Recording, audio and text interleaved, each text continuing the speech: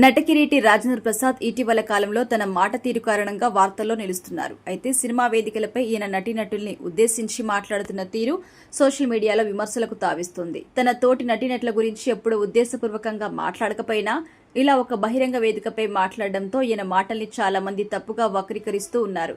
ప్రస్తుతం ఇండస్ట్రీలో ఉన్న వారందరూ కూడా తన కళ్ల ముందే ఇండస్ట్రీలోకి వచ్చి మంచి గుర్తింపు సంపాదించుకున్న వారు ఉన్నారు. అయితే వాళ్ళంతా నా కుటుంబం, నా బిడ్డలతో సమానం, వారితో ఉన్న చనువు కారణంగా మాట్లాడుతున్నాను అని పలు సందర్భాల్లో కూడా చెప్పారు.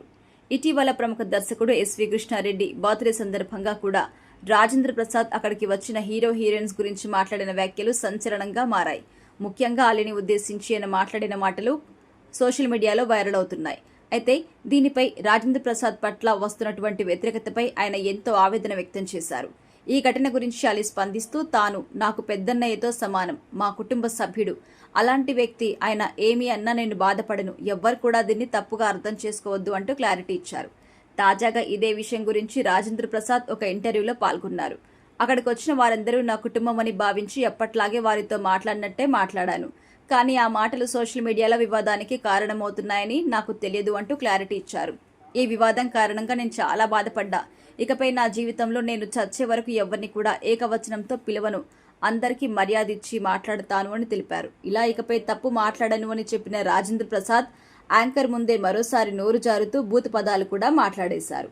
మా కృష్ణా జిల్లాలో ఇలాంటి మాటలన్నీ మనుషుల మధ్య ప్రేమలు ఎక్కువైతేనే మాట్లాడుకుంటాం.